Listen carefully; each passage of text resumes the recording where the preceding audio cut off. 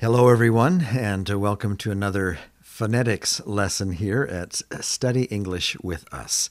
So glad that you have joined us today, and we hope that wherever you are in the world, that you are well and that you are safe and staying far away from this coronavirus. Maybe you can even let us know in the comments below where you are in the world and what it's like where you are.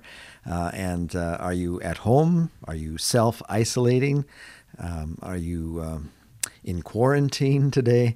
Just let us know. What a wonderful time to actually learn a new language, right? You've got lots of time to study English with us, and we hope to see you here often over the next few weeks as everybody takes a break from their regular life and self-isolates. TK and I are also at home for the most part. Our local government has not yet put a shelter-in-place order for us here, and so we are able to get out every once in a while, go for a walk, maybe even take a little drive down the highway. We did that today, and so we're not yet having cabin fever. We are still able to get out a little bit, and we hope that you are able to get out for a little fresh air as well. Today's lesson, we're going to be learning about the English vowels. A, E, I, O, and U, right? And sometimes Y. And you might ask, why? Sometimes why? Well, let's find out in today's lesson on English vowels.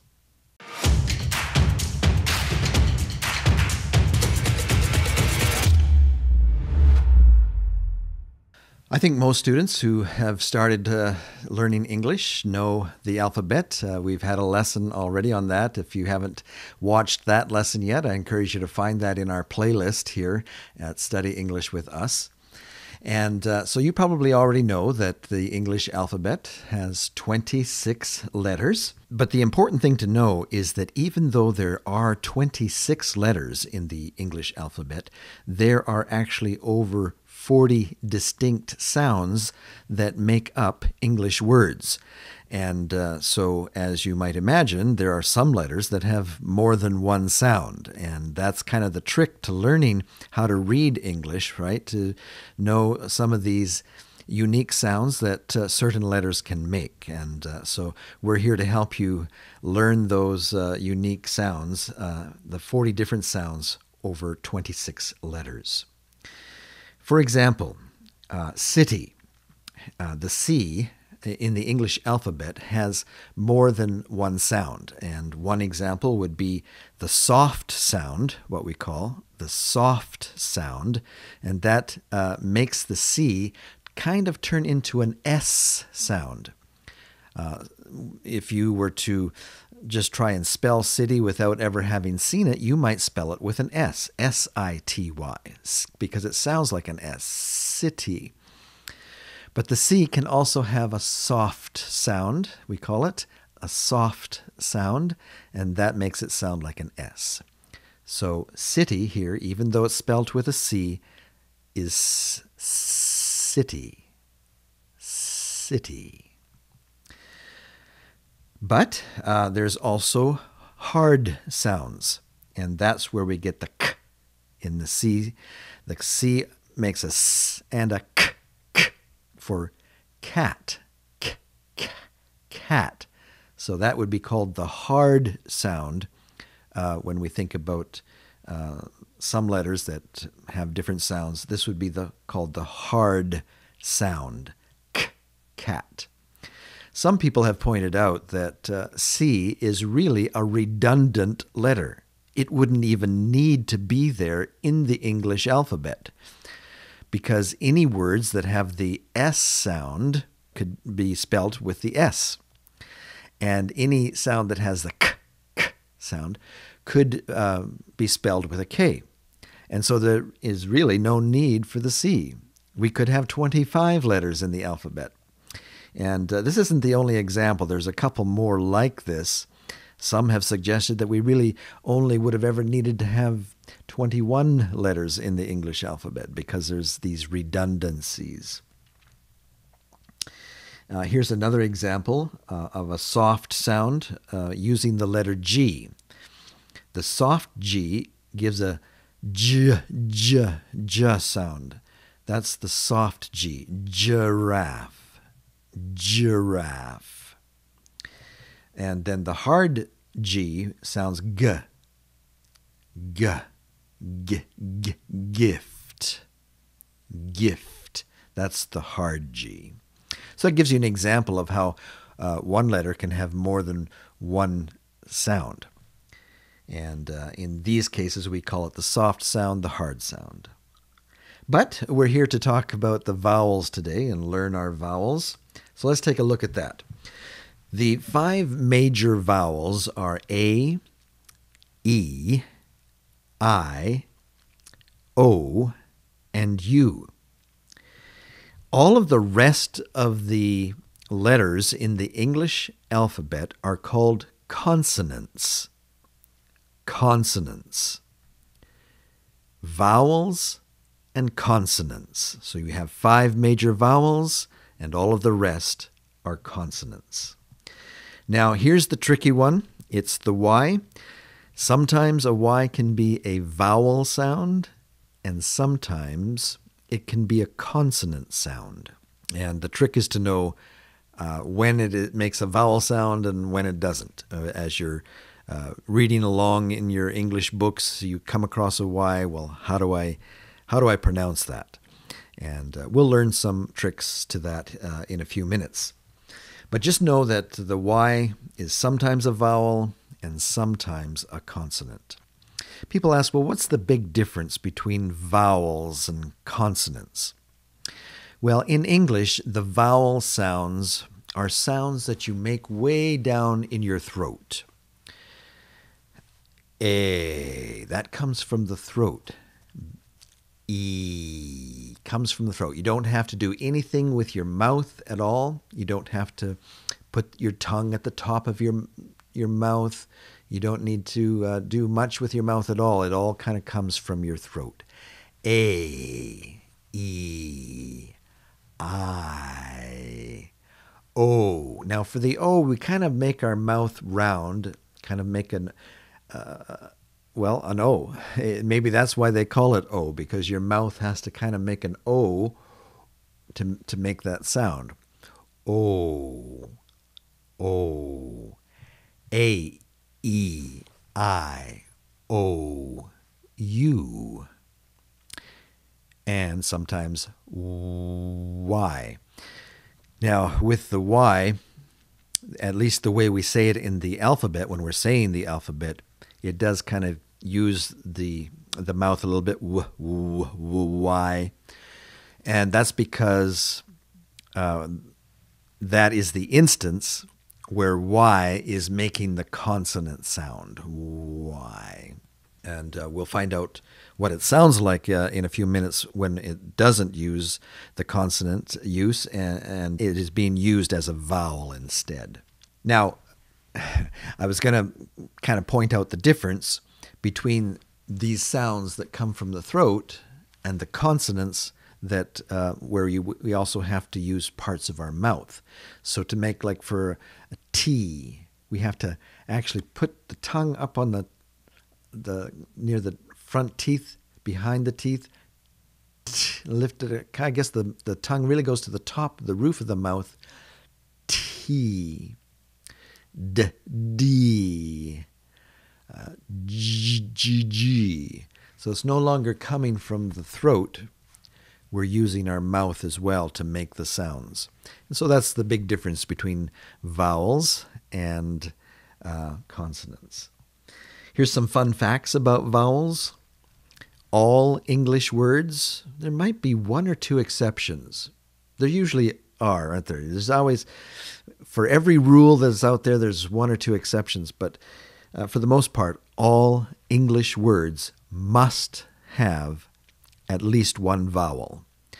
And if you don't see A, E, I, O, or U, there's most likely a Y in that word, and that's acting as a vowel sound in that word. But that gives you the rule that every English word has to have a vowel sound in it. Another fun fact about vowels is that even though there's only 5, those 5 letters actually make 16 to 20 different sounds. And some might ask, well, is it 16 or is it 20? Give me the actual number. Well, it kind of varies a little bit depending on what country you're coming from and what accents you use as to whether you'll be able to make 16 sounds from the vowels or it may stretch out to 20. But it's somewhere in that range. 16 to 20 sounds come from just 5 vowel letters. Now, just the A alone has 7 distinct sounds. And I think in an upcoming lesson, we're just going to have to concentrate on the sounds of A. And we might do the sounds of E, the sounds of O, and the sounds of maybe even some of the consonants, so that we can learn all 40 sounds from our 26 letters. But what I want us to learn in this lesson is how each vowel has what's called a long sound and a short sound. And we'll give examples what the long and the short sound like. Now, another fun fact about vowels is that if you have learned your alphabet, and we did a lesson on that not too long ago, where we learned our alphabet, and if you've learned it, then you already know the long sound of the vowels. Because when you learn the alphabet, all of the vowels take the long sound. And so, for example, A is the long sound of the vowel A. A. E is the long sound for the vowel E. I, O, U are all the long sounds of the vowels. And so if you have learned your alphabet, then you already know the long sounds of each of the vowels. For today's lesson, what I want to do is quickly go through all of the vowels and learn or see examples of both the long sound and the short sound. So here we are with A. The word ape uses the long sound of the A. But we also have the short sound of A. And so we might say apple. Is one of the sounds of A. As we mentioned, there are actually about 7 different sounds that the letter A can make, and we'll do a lesson on that, don't worry. But for if you wanted to know what the short sound for A is, it's as in apple. E, eagle. That's the long sound of the E, eagle. But then here's a word that uses the short sound to start the word. The short sound for E is elephant. Elephant. That's the short sound for E. I. Remember, the long sound for I is just as the sound is in the alphabet. I. Ice. Ice. That's the long sound. The short sound is as in igloo. Igloo. You could make a sentence that uses both the long and the short, right? You could say, I made my igloo out of ice, right? O. The long sound is O, just like the letter. Ocean. Ocean. If we wanted to look at the short sound, we would look at ah. We would want to hear ah. That's the short sound. Almost sounds like an A, right? Ah. octopus. Octopus, that's the short sound. For a U, now the U, it almost has a Y sound at the beginning, doesn't it? Yeah, you. But that is the long sound, even though it kind of has a Y sound at the beginning. You. And so we could say unicorn. And so that would be the long sound, the U. For the short sound, we could think of umbrella. Umbrella. For the short sound. The short U is . And now we come to the Y. What's up with the Y? Sometimes a consonant, sometimes a vowel. And how do we know when? Well, when the Y is at the beginning of the word, it usually takes the consonant sound. So if you see one of those words that start with Y, you can know it can make the Y sound. That's the consonant sound of Y. Y, yarn, yellow, yellow. That's the consonant sound of Y. Now, when the Y is at the end of a one-syllable word, it usually makes the long I sound. Let's take a look at some examples. Cry. The Y in cry is making the I sound. So Y isn't really giving us any new sounds. When we talk about there might be 16 to 20 different sounds that vowels make, well, Y isn't adding any new sounds. The 16 to 20 sounds are going to come from A, E, I, O, and U. But here we see that the Y is making the sound that an I normally would. The long I, in this case, when it's at the end of a one-syllable word, like cry, it's making I sound. Spy, spy. You'd almost want to spell this S-P-I, right? But in English, it's spelled S-P-Y. That gives us the long I sound. Here's another one. Fly, fly. The long I sound, even though it's a Y. Now, when a Y is at the end of a two-syllable word, it usually makes the long E sound. Let's take a look at some examples. Baby, baby. It's making a long E sound. Baby. Happy, happy. A long E. Happy. Windy, windy is making the long E sound. Now, sometimes the Y is silent. You don't hear it at all. You don't hear an E, you don't hear an I. It's just a kind of a filler letter that isn't making any sound at all. In another lesson coming up, we'll learn about when vowels are usually silent. The rule is when two vowels go walking, the first one does the talking. We'll learn more about that. So here's an example. Two vowels close together where the Y is acting as a vowel and it's silent. Mayor, mayor, mayor.